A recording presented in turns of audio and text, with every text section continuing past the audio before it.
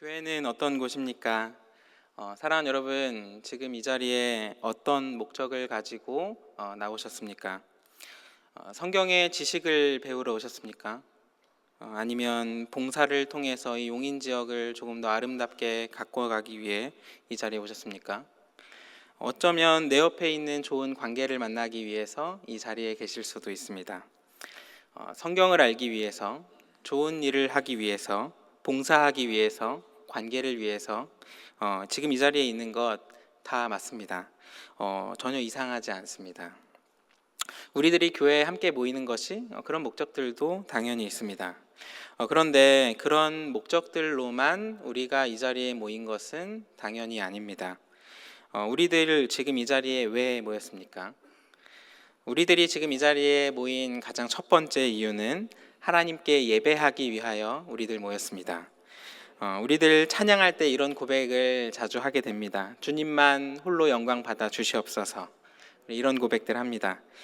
사랑하는 여러분, 우리들 지금 이 자리에 모인 것이 하나님께 예배하고 하나님께 영광 올려드리는 줄 원하는 줄 믿습니다.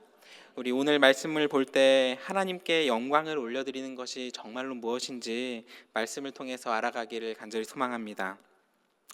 신구약 성경을 통틀어서 하나님은 하나님의 영광을 받으시기를 바라고 계십니다. 우리들이 세례 입교를 할 때 받기 위해 세례 문답 교육을 할 때에도 우리 사람의 목적이 하나님께 영광을 올려드리는 것이라고 고백을 합니다. 세례 문답 교육에서 가장 첫 번째 질문인데요. 제가 질문을 읽을 테니까 답을 우리 한 목소리로 함께 읽어보면 좋겠습니다. 제가 질문을 읽겠습니다. 사람의 제일 되는 목적은 무엇입니까? 사람의 제일 되는 목적은 하나님을 영화롭게 하는 것과 영원토록 그를 즐거워하는 것입니다. 사람의 제일 되는 목적이 무엇이냐면 하나님을 영화롭게 하는 것입니다. 하나님께 영광 돌리는 것이 우리의 가장 첫 번째 이유입니다. 오늘 말씀에서 하나님은 모든 것이 하나님의 영광을 위하여 일어나는 일이다 라고 말씀하십니다. 우리 오늘 본문 9절 한 목소리로 함께 같이 읽어보도록 하겠습니다. 시작. 내 이름을 위하여 내가 노하기를 더디할 것이며 내 영광을 위하여 내가 참고 너를 멸절하지 아니하리라.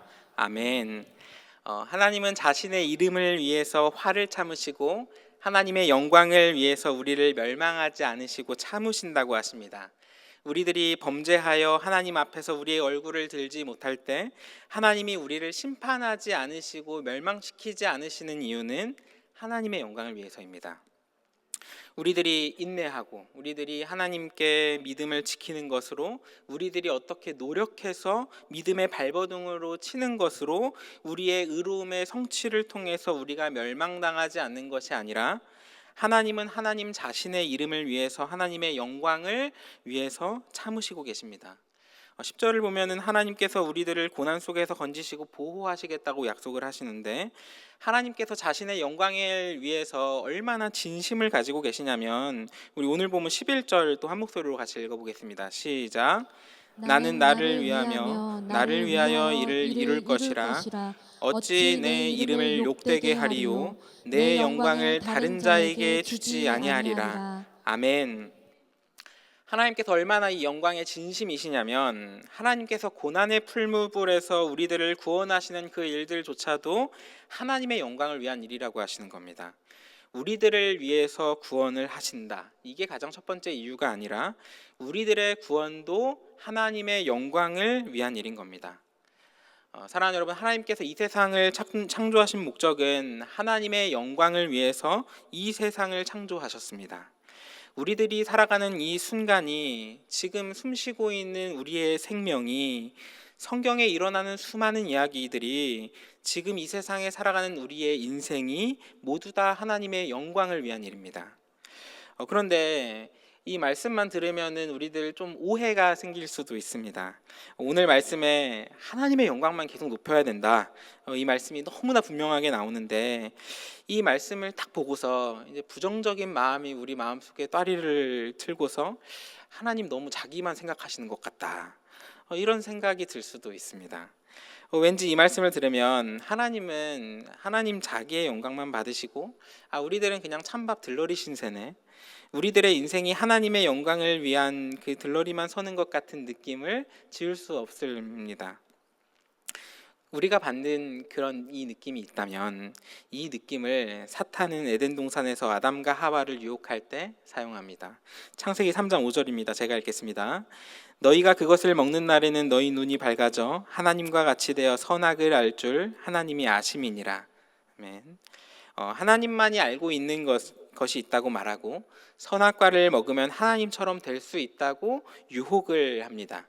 사실 우리는 하나님의 형상대로 지음받은 존재로 그 자체로 온전하고 순전했는데 하나님만 영광을 받는 것이 막 질투가 나기 시작하고 하나님께 예배하지 않고 우리가 알지 않아도 되는 전혀 상관없는 하나님의 권능과 능력과 지식이 탐이 나서 우리들 죄를 지은 겁니다.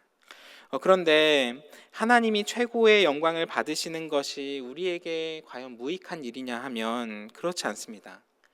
하나님께서 자기의 영광을 받기를 원하시는 일은 하나님을 이기적이고 자기만 생각하는 분으로 우리들이 생각할 수 있는 것이 아닙니다. 하나님이 온유하지 않으시거나 자비하지 않으시거나 사랑이 없는 분이 아닙니다. 사실은 하나님께서 자기의 영광을 더 열정적으로 구하면 구하실수록 하나님은 그 영광 안에서 우리들이 만족하기를 원하십니다. 사랑하는 여러분, 하나님의 영광을 우리가 눈앞에 보는 것만으로도, 하나님의 영광을 우리가 보는 것만으로도 우리에게 채워지는 기쁨이 있는 줄 믿으시길 소망합니다. 이런 느낌을 어디에서 발견을 할 수 있냐면, 이제 예를 들어 좀 이야기를 해보면 교구나 부서에서 누가 아파서 입원을 하면 우리 목사님, 전사님들이 병문안을 가실 겁니다.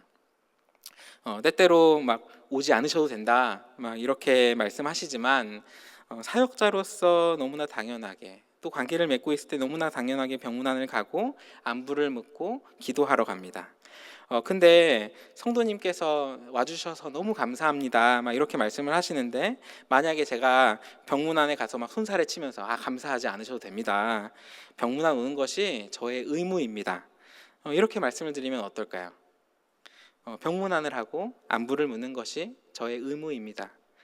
이렇게 말한다면 이 말이 틀리거나 뭐 나쁜 의미로 말한 것은 아닌데, 이상하지는 않는데, 그런데 이 말을 들을 때 왠지 모르게 꺼림칙하게 이상하고 왠지 모른 상처를 받게 될 수 있습니다. 왜 그러냐면 이 말이 사람을 존중하는 말이 아니라 의무를 존중하는 말이기 때문입니다. 성도님들을 방문할 때 병문안을 의뢰 가야 하니까 의무를 존중해서 가는 것이 아니라는 겁니다. 우리 목사님들이나 전사님들이 어떤 마음을 가지고 성도님들을 방문하냐면 성도님에게 어떤 것이 가장 필요할까 사랑하는 마음을 가지고 성도의 교제가 넘쳐나는 기쁨의 마음을 가지고 방문을 하는 겁니다. 와주셔서 너무 감사하다고 말씀하신다면 우리 사역자들도 이렇게 대답을 할 겁니다. 저도 여기에 올 수 있어서 너무 감사하다고, 올 수 있어서 정말 다행이라고, 이렇게 말씀을 드릴 겁니다. 이런 말씀을 드릴 때 저에게 감사가 있습니다, 저에게 기쁨이 있습니다, 이렇게 하는 이 말씀이, 저의 기쁨과 감사를, 저의 유익을 구하는 이 말씀이 성도님들에게 이게 이기적으로 들리십니까? 이렇게 말씀을 드리면 성도님들에게도 기쁨이 넘쳐나게 될 겁니다. 이 말들에는 모순이 없습니다. 와주셔서 감사하다고 말씀하시는 성도님들에게도 기쁨이 있고 올 수 있어서 감사하다고 말씀드리는 저에게도 기쁨이 있는 겁니다. 하나님의 영광을 높이는 것이 이와 같습니다. 하나님께서 자신의 영광을 구하는 것이 이런 느낌인 겁니다. 하나님의 영광을 높여드리고 하나님께서 영광을 받으실 때 하나님께서 이기적으로 혼자서만 영광만 나만 받아야지 이런 것이 아니라, 자기만 생각하는 것이 아니라 하나님 안에서 자유를 누리고 있는 백성들에게 그 기쁨을 나누시는 겁니다. 시편 16편 11절에서 그 기쁨을 하나님 이렇게 말씀하십니다. 제가 읽도록 하겠습니다. 주께서 생명의 길을 내게 보이시리니 주의 앞에는 충만한 기쁨이 있고 주의 오른쪽에는 영원한 즐거움이 있나이다. 아멘. 사랑하는 여러분, 우리가 이 진리를 발견할 때 우리들은 참 기쁨의 자유를 찾고 하나님께만 그 영광을 돌릴 수 있을 줄 믿습니다. 그렇기 때문에 하나님을 향해서 영광을 돌리라는 말씀이 하나님을 거만하고 자신밖에 모르는 이기주의자로 보이게 하지 않습니다. 우리들이 하나님께 영광을 올려드리기로 주저하지 않게 됩니다. 사랑하는 여러분, 하나님께 영광 돌리기로 주저하지 않고 하나님께 기쁨과 감사로 함께 살아가는 우리 모든 성도님들 되시기를 간절히 축복합니다. 자, 그러면 이제 우리들에게 이제 고민이 생깁니다. 하나님께 영광을 돌리는 게 참 좋은 거다 생각이 드는데, 하나님께 영광을 올려드리는 것을 과연 어떻게 하면 좋을까? 우리들에게 고민이 생깁니다. 우리는 하나님께 과연 무엇을 올려드려야 할까요? 가장 먼저 떠오르는 단어는 예배를 생각할 겁니다. 지금 이 자리에 하나님께 모여드리는 예배가 생각납니다. 하나님께 찬양하고 기도하고 간구하고 하나님의 말씀에 귀 기울이는 예배가 있습니다. 하나님께 영광을 드리기 위해서 함께 모여 예배를 드리는 것은 너무너무 중요합니다. 하나님 안에서 만족을 누리기 위해서 우리에게 영적인 좋은 감각을 이 예배가 우리에게 줍니다. 이렇게 함께 모여 예배드리는 것이 예배의 본질의 많은 부분을 포함하지만, 그런데 예배만이, 이렇게 생각하는 예배만이 핵심에 다가서는 것은 아닙니다. 하나님께 영광 돌리는 예배의 가장 큰 본질이 무엇이냐면, 하나님 안에서 우리가 만족하고 하나님 때문에 우리들이 기뻐하는 것입니다. 우리들이 목소리 높여서 막 찬양할 때 우리에게 기쁨이 있는지를 확인하셔야 합니다. 우리들이 기도할 때 우리에게 채워지지 않는 평안의 기쁨이 있는지를 확인해야 합니다. 우리들이 하나님의 말씀을 들을 때 하나님을 아는 지식을 알아가는 것만으로, 지금 이 말씀 들을 때 지금 기쁘세요? 좋으시죠? 영적인 기쁨을 누리셔야 합니다.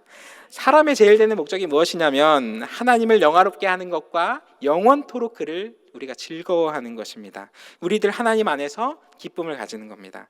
예배를 해야 하니까 드리는 의무로 드리는 것이 아니라 반대로 하나님을 가장 존귀하게 여기는 마음을 가지고 우리가 하나님을 얼마나 기뻐하고 사랑하는지를 예배를 통해서 우리 삶을 통해 드러낼 때 하나님께서 또 그 영광을 받으시는 겁니다. 하나님께 우리의 작은 믿음을 드릴 때, 하나님께 우리의 간절한 기도의 제목을 드릴 때 하나님께서 그 기도를 들으시고 우리에게 하나님께서 영광을 받으시는 겁니다. 제가 일전에 다른 교회에서 사역을 할 때 이제 병원에 입원한 학생들이 있으면 이제 그때도 언제든 찾아가서 병문안을 하고 기도했습니다. 막 다리가 부러지기도 하고 막 잠깐 어디가 안 좋아서 입원하고, 그러면 웬만하면 치유를 구하고 기도했습니다. 그런데 어느 날 한 친구가 암이 한 3기, 4기가 되어서 치유가 거의 어렵다는 이야기를 들었습니다. 병문안을 가게 되었는데 치유가 어렵다는 이야기를 듣고 가려니까 제 마음이 많이 무거운 겁니다. 평소에 기도할 때 하나님이 치유해 주실 줄 믿습니다, 막 이렇게 기도했는데 과연 이렇게 기도하는 게 맞을까? 그런 생각이 들었습니다. 그냥 하나님 선하신 뜻대로 인도해 주세요, 이렇게 기도하는 게 맞지 않을까? 그런 생각이 막 드는 겁니다. 회복을 위해 기도해도 하나님께서 이 회복이 안 되게 하시면 어떡하지? 그런 막 두려움이 막 드는 겁니다. 그래서 어떻게 하는 게 맞을까? 목사님이신 아버지에게 물어봤습니다. 그런데 아버지가 이렇게 저한테 물으시는 겁니다. 하나님이 치유하실 수 있는 분이냐? 하나님이 하시려고 하면 하실 수 있으시냐? 이렇게 물으시는데, 사랑하는 여러분, 제가 한번 물어보겠습니다. 하나님께서 하시려고 하시면 불치병을 낫게 하는 기적을 일으키실 수 있으십니까? 아멘. 저도 그렇게 아멘 했습니다. 그러면 우리들은 항상 회복을 위해서 기도해야 합니다. 하나님 능히 하실 수 있는데 우리가 하나님이 하실 수 있는 일을 제한하는 것은 하나님께 온전한 믿음을 드리는 것이 아니라고, 하나님께 치유의 능력을 비추실 때 하나님께서 영광 받으시도록 우리가 믿음으로 회복을 기도해야 합니다. 하나님의 뜻대로 해주세요, 이렇게 기도하는 것이 틀린 기도는 아니지만 하나님이 하실 수 있다는 온전한 믿음을 드리지 못하는 겁니다. 기도는 단순히 원하는 것을 구하는 종교적인 행위가 아니라 기도는 살아계신 하나님을 신뢰함으로 고백하는 순종입니다. 미국의 존 파이퍼 목사님은 기도를 전쟁 중에 본부와 무전하는 그 무전기로 비유를 했습니다. 영적인 전쟁 우리들 가지고 있는데 하나님께 모든 도움과 공급을 구하는 무전기라고, 믿음으로 하나님께 의지하는 사람만이 제대로 사용할 수 있는 영적인 무기라고 이야기합니다. 우리는 하나님을 의지하고 간절한 기도를 고백함으로 하나님께 믿음을 드립니다. 사랑하는 여러분, 하나님을 내 삶의 중심에 두기 위해서, 하나님께 영광을 드리는 삶을 위해서 우리가 가장 먼저 무엇을 할 수 있냐면 하나님을 의심하지 않는 믿음 가지고 기도하는 겁니다. 하나님 한 분 믿고서 하나님께 영광을 돌리는 삶을 살아내는 우리 모든 성도님들 되시기를 간절히 소망합니다. 시편 50편 15절의 말씀 우리 한 목소리로 읽고 우리 함께 아멘으로 화답하시기를 간절히 원합니다. 우리 같이 읽겠습니다. 시작. 환난 날에 나를 부르라. 내가 너를 건지리니 네가 나를 영화롭게 하리로다. 아멘. 환난 날에 나를 부르라. 그때 우리가 하나님을 영광스럽게 할 수 있다. 사랑하는 여러분, 하나님의 이름을 부르며 하나님께 영광을 드리는 우리 모든 성도님들 되시기를 간절히 축복합니다. 하나님 안에서 기쁨을 가지고 살아내고 살아날 수 있는 우리들 모두가 되기를 간절히 소망합니다. 자, 하나님의 영광을 높여드리고 우리들 그 안에서 하나님께 열정적으로 기도하고 기뻐하면 끝이냐? 이게 또 끝이 아닙니다. 하나님께 기도하고 우리에게 응답하시고 기적을 일으키시고 우리의 마음에 막 평안함이 막 넘치고 그러면 우리들 또 어떻게 해야 할까요? 우리에게 일어나는 하나님의 일하심의 이유가 무엇이었냐면 하나님의 영광을 위한 일이었습니다. 그 안에서 우리들 기뻐하는 일이었습니다. 우리들 하나님의 영광 안에서 충분히 기쁨을 누려야 합니다. 기쁨의 한가운데에서 막 머물러 있는 것만이 아니라 하나님의 영광을 위해서 우리들 그 다음은 무엇이냐면 이 기쁨 이제 나눠야 합니다. 함께 기도하는 공동체에게 이 기쁨의 소식 나누고 이 기쁨의 열정이 우리의 전도와 우리의 선교의 원동력이 됩니다. 시편 96편을 보면 우리에게 하나님의 영광을 찬양하고 선포할 것을 권면합니다. 시편 96편 3절과 4절을 제가 잠깐 읽도록 하겠습니다.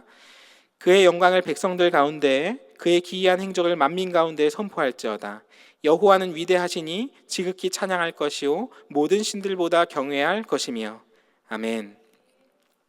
우리들의 전도의 목적은 하나님께 드리는 예배를 확장하는 겁니다.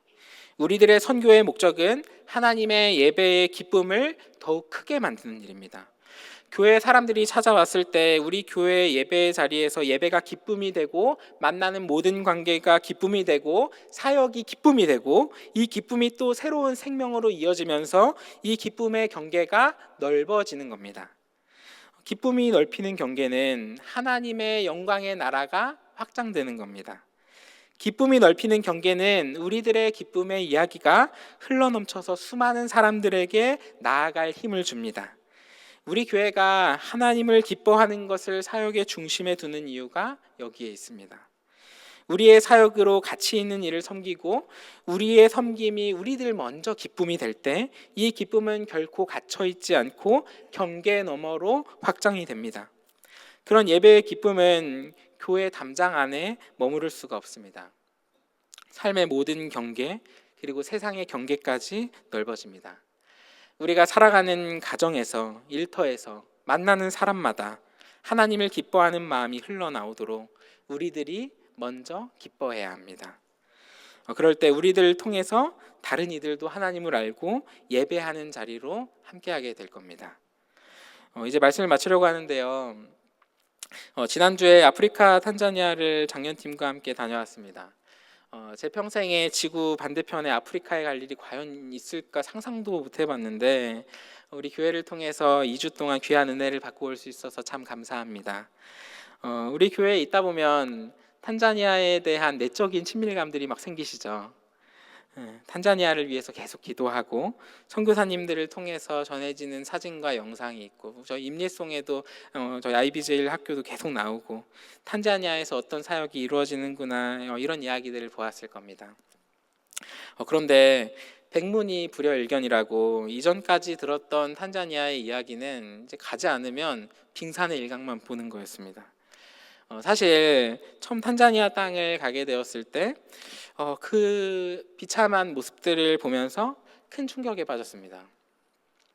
그 아이들의 신발이 얼마나 오래 신었는지 천은 너덜너덜해져 있고 빛은 발에서 다 회색빛의 신발이고 원래 무슨 색이었는지도 알 수 없고 아이들의 옷은 얼마나 오래 입었는지 꼬질꼬질해서 만지면 먼지와 오염이 묻어나는 옷들이었습니다.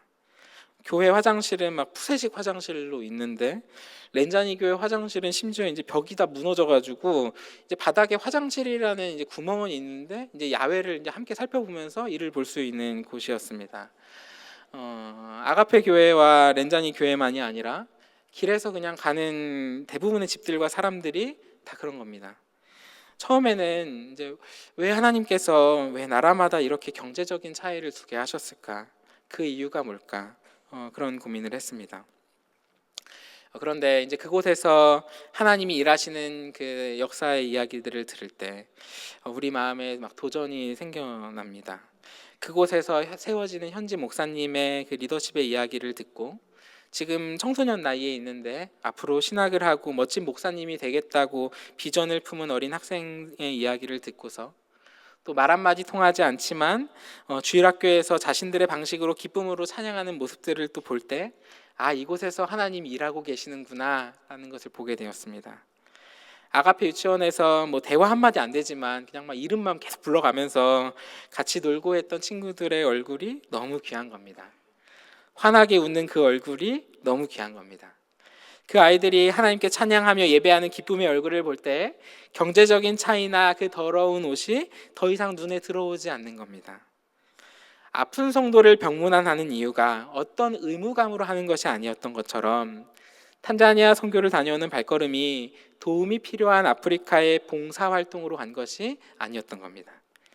그 아이들이 우리들 보고서 환하게 웃어주는 그것처럼 우리들 그 아이들 향해서 연민하거나 불쌍히 여기는 것이 아니라 그 환한 얼굴을 보면서 우리 장년이 함께 기뻐했습니다. 사랑하는 여러분, 우리들 탄자니아에 가서 하나님의 영광 안에 기뻐하였습니다. 기쁨이 넓히는 경계, 그 끄트머리에 가서 하나님께 기쁘게 찬양하고 함께 기뻐하였습니다. 선교를 가니까 그 기쁨이 넓히는 경계가 보이더라고요. 하나님 주시는 기회가 되신다면 우리 모든 성도님들 탄자니아 땅에 다녀올 수 있기를 간절히 소망합니다. 그리고 우리들 기억해야 할 것은 이 경계가 탄자니아에만 있는 건 아닙니다. 우리 주위에도 이 기쁨이 넓히는 경계가 아주 가까이에 있습니다.